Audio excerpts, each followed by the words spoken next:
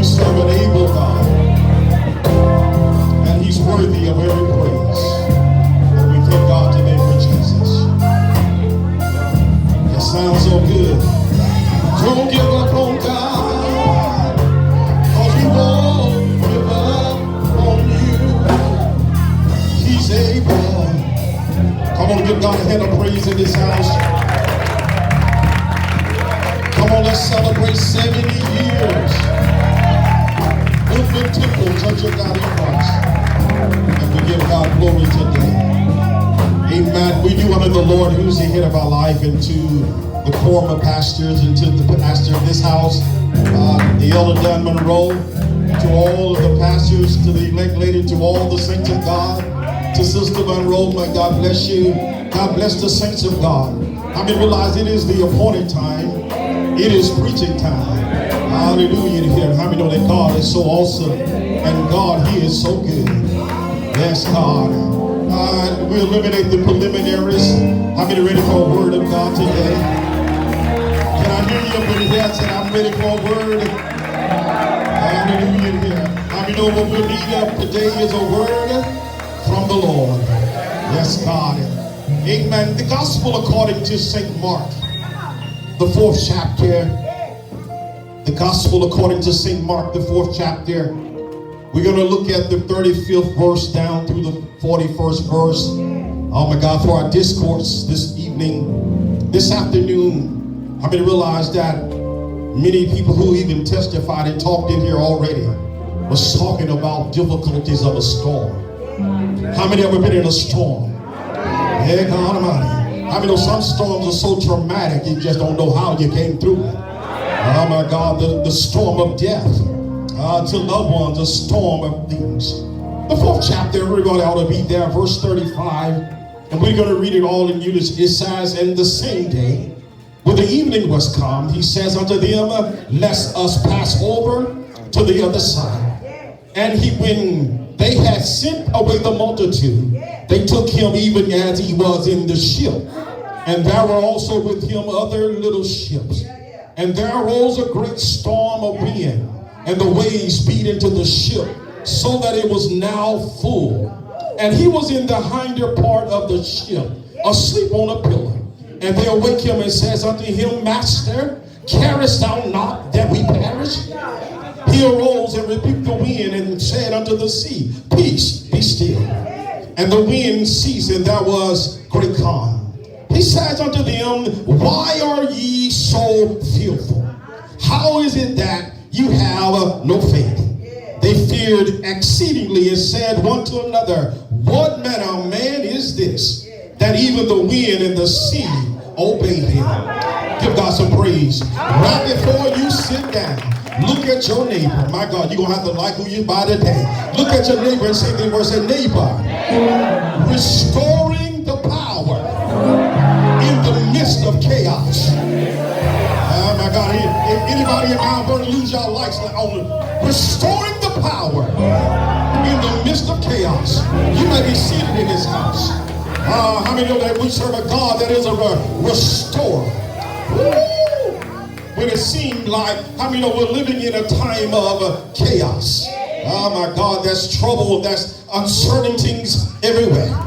We find in the gospel according to Mark, you will find more miracles in this gospel because he was primarily writing to the Greek. How many realize that Matthew was primarily writing to the Jews? Woo! But Luke compiled out with his report. And how many realize he did a thorough study? And in his study, we got our Christmas story and other things. But Brother John is not a part of the synoptic gospel. But Brother John just jumps into the meat of this matter. He wasn't writing to nobody, Brother John. He just says in the beginning was the Word, and the Word was with God, and the Word was God. We find our text today. We're finding that Jesus, oh my God, has blessed some people. He had already fed 5,000 with 2 fish and 5 loaves of bread. How many realize that he sent them away? He said, let us cross over. I want you to remember the command today. Anytime the Lord tells you to do something, you're operating in his perfect will. But sometimes you think because I'm on the Lord's side and I'm doing what God has told me to do, how many realize that's when trouble really acts up? Everybody come to church don't like it. Everybody hug you don't mean you no good. Oh my God, in here, but you got to do what the Lord said to. How many know anytime there is a position, there's going to be an opposition. Anytime there is an anointing on your life, look out for the devil, because the devil is coming. Oh my God, we're talking about restoring power. Oh my God, Mark's gospel that contains 3 stories of a miracle which revealed Jesus' absolute authority over hostile powers. How many know that's nothing that can handle the power of the Lord? How many realize we're living in a time that we're trying to muscle some things out? But how many know instead of praying the thing out? I always say this everywhere I go now, Sister Megan, but look at this. If you're going to pray, don't worry. And if you're going to worry, don't pray. Hallelujah. You got to learn how to praise God like you're losing your good mind. You ain't got nothing. You're broke. Your kids still act like they belong to somebody else. Your husband acting a fool. And you just say, God, you're going to turn it around for me. Oh, my God, in here. Look at him one more time and say, Nick, we're going to get through this. Jesus has the authority to overcome the face of chaos and bring peace to take the brokenness of a man and a woman's life. How many know he can take what's chaotic in your life? How many know we're dealing in chaos? Look at our world. Look at our government. Look at the situation that's going on in our world. Look in the state of confusion we're living in. Little boys don't know whether they're boys or not. Little girls don't know whether they're girls. We're living in a time of chaos. Look at our preachers looking like pimps. Hallelujah in here. And the evangelist missionary looking like prostitutes. And I'm wondering, what are you trying to tell me? Are you trying to tell me you for sale? Or are you trying to tell me about a God that can save? Tell you never buckle up for them to preach up in here. We're living in a time where we can't differentiate between what's holy and what's unholy. What's right and what's not right. We dress like them, we act like them, we look like them, we doing what they doing. We got a honey and a Sally on the side. You preach it. And you mad because we won't say amen? Tell your neighbor chaos. We're living in a time, okay? We're trying to be popular instead of trying to be saved. Oh my God, you should have got your praise on while I go. Look at here. Tell your neighbor, oh, do you really want to go to the other side? Let's go to the other side. How many know there are some requirements of going to the other side?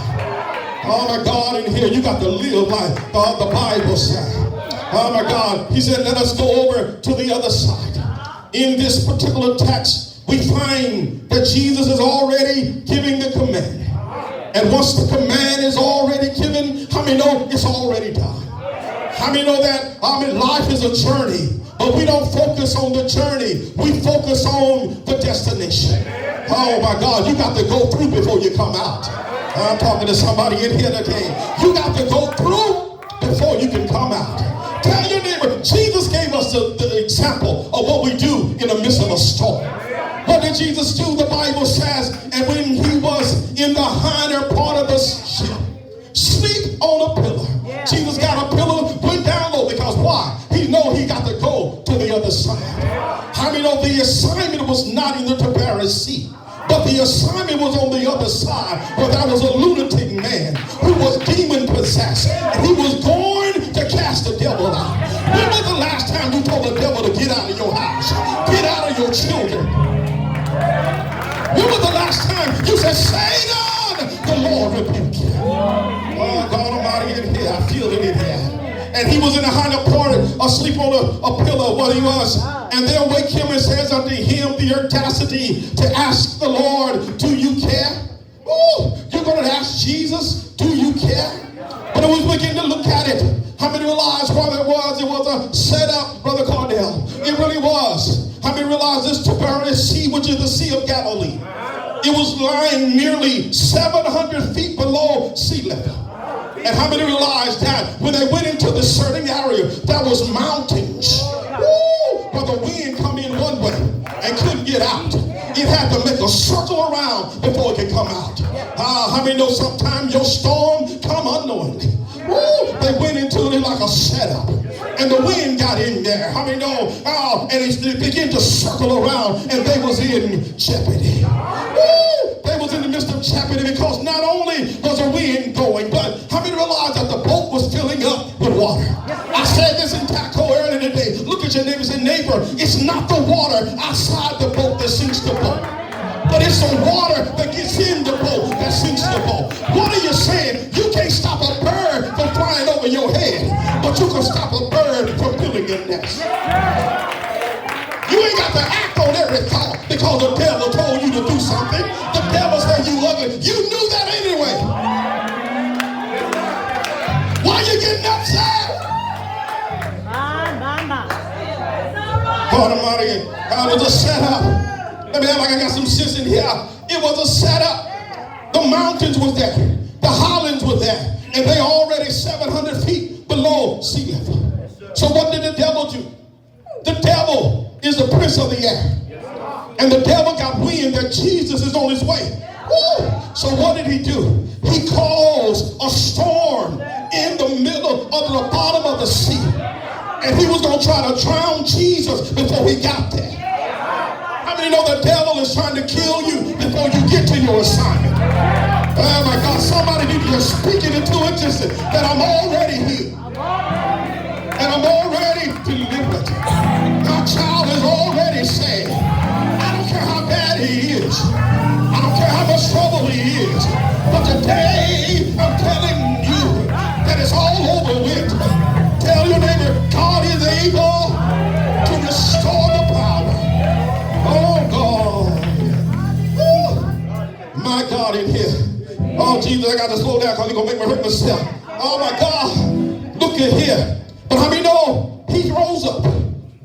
In verse 38, he rose up. They went in there and they said, Master, do you care that we perish? We sitting up here throwing water out of the boat. The water was filling up. But how many realize, but Jesus has already gave the command. Let's go to the other side. How many know it's going to cost you something to go to the other side? It's going to cost you something to get the blessings of God. Because why? Blessings come with persecution. And persecution comes with blessing. Brother Frank, we need to praise him every time trouble is around. Anybody remember the old song that grandmama used to sing? She said, trouble in my way. I had to cry sometime. Ain't talking to nobody. I lay awake at night. But that's all right. Because I know Jesus will fix it for me. That I got a witness in Bookman Temple, Mount Vernon, Texas. Know that Jesus is a fixer. Say yeah. Yeah. Let me act like I got some sense. All right. You're all right. Woo. Teacher, do you care that we're going to die? But I asked him a question, how can you die when you got Jesus on board? So the government, we need to tell him, I can't die with Jesus on board. When the devil said, you got cancer, you need to give God a praise because I got cancer. Because for me to live is Christ. And for me to die is gain. Oh my God in here. But how many know I got the teaching here? But oh my God, that is their idea, not his. He knows that they are not drowning. However fast the water is rising and whatever it says. Woo! How many know they're in chaos and they're panicked? They're screaming and hollering and Jesus still sleeping. They hollering. They said, wait a minute, y'all, where Jesus at? Somebody said, go get Jesus. Woo! That's a high five. Most of the neighbor, go get Jesus. You need to go get him and see why he's sleeping. Lord, I've been praying for a long time. But how many know he can be 10 days late and still be on time? Y'all know what y'all say. He might not come when you want him, but he's always on time. Oh, God. But look at here. But he goes on in the text. He says, Master, do you not care that we're going to drown? Oh, God. But look at your neighbor and the Lord today and say, neighbor, in the midst of chaos, God will restore power. How many been weak in here? Woo! I don't know about you saved folks, always been saved. But everybody ain't been saved since they've been saved. And they needed some power. Power to walk right. Power to live right. Power to do right. How many people have gotten on your nerves? And you weren't trying to pray for them. You wanted to lay your hands on them. There wasn't no healing hand. Well done. Oh God. And you said, well, Lord, I'm saved. That's the reason you didn't go off, because you're saved. But Brother Joe, I find some problems I find in this generation that I'm dealing with. A lot of people are saved, but they ain't never had the Holy Ghost. They don't have no power. That's the reason they cussing. That's the reason they still lying. That's the reason they still whoremonger. Because they ain't got nothing to stop them. Tell your neighbor, you need some power.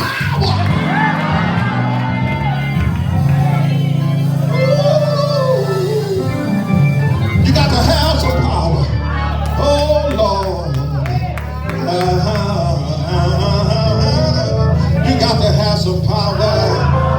Hey God, God Almighty. I'm trying to act all right in here. A great windstorm arises in the nighttime crossing. The panic cries of the disciples echoing the urgent pleas of the summit. David wrote, then they cried unto the Lord in their trouble, and he brings them out of their distress. He's making the storm a calm, so that the waves thereof are still. Carest thou not that we perish?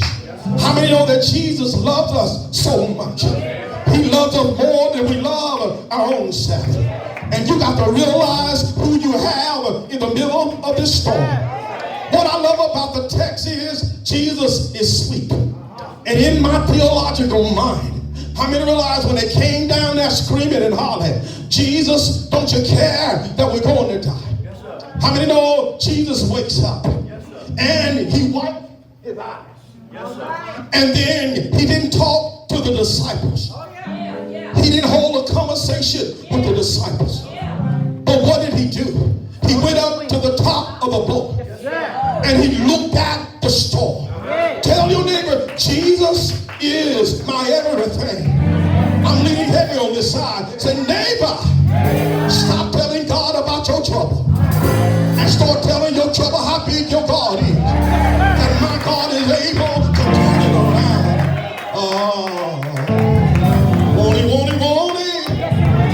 Won't he turn it around for you? And Jesus speak to the situation. He looked at the wave. He looked at the wind and said, peace, be still. Woo! And how many know that everything stopped? Do you have a problem today to understand that God is able to restore the things? We talk about the old church, but Jesus Christ the same yesterday, today, and forevermore. When was the last time you shouted? When was the last time you gave God a praise? When was the last time you came to church without an agenda? But I came, I have my Baptist brothers in here this morning, this afternoon. How many know the Baptist hymn says, I came to Jesus, just as I was, weary, wounded, sad, but I found in him a resting place. And it so made me glad. Can I get some help today? Tell your neighbor, hold on just a little while longer. Hold on through the storm and rain.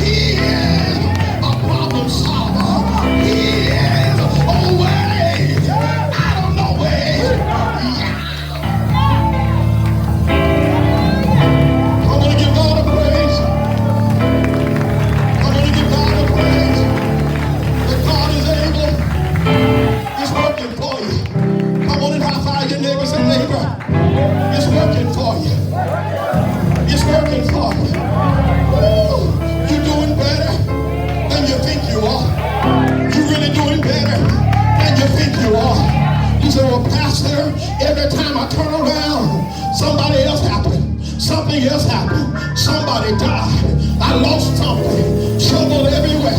But I heard that the Bible said that he is a problem solver. He is a trouble fixer. And I'm so glad that trouble told us all that. Can I get a witness in here? How many know he is my everything?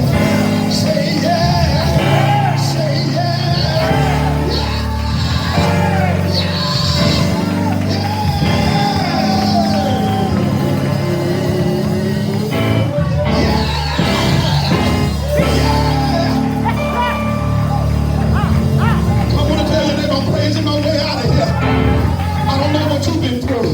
But I've been through some hell, and I'm gonna give God some praise. I've been in some trouble, but he is a trouble fixer.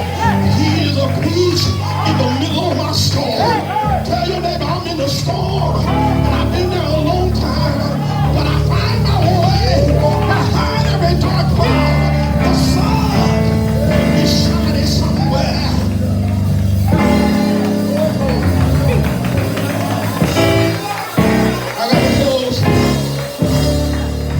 He's restoring my power. How do y'all act in Mount Vernon when the lights came back on? When days without power. You couldn't, if you had an electric stove, you couldn't cook nothing. You had no light, no TV, no nothing. You were just hot. It was hot in the house. It was hot out of the house. It was hot in the shade. It was hot. Then you had to drive miles and wait an hour for some chicken. Woo. And somebody said they got to eat some sandwiches, and you had to eat it quick before it spoiled. But what happened when the lights came back on? Ain't gonna find no help in here. What happened when the lights came back on? The short man stopped by today to let you know God is getting ready to turn the lights back on. Woo! How many realize it's been a waiting season? 70 long years. It's been 70 long years. There's been some ups and downs. Many friends and loved ones have gone on before me. Oh God. But I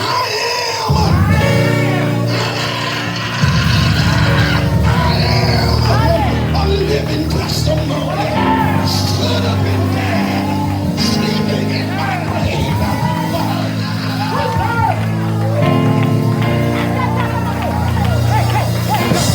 How many testimonies in here?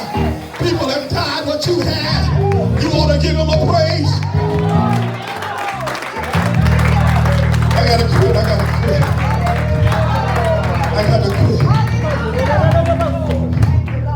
But how many know when you declare something with me, we're speaking to the prophetic. Said, I will praise him in this storm. I don't quite understand. I don't quite understand that love. It seems like it's gone. People are not generally concerned with others. And all them fake fans you got on Facebook,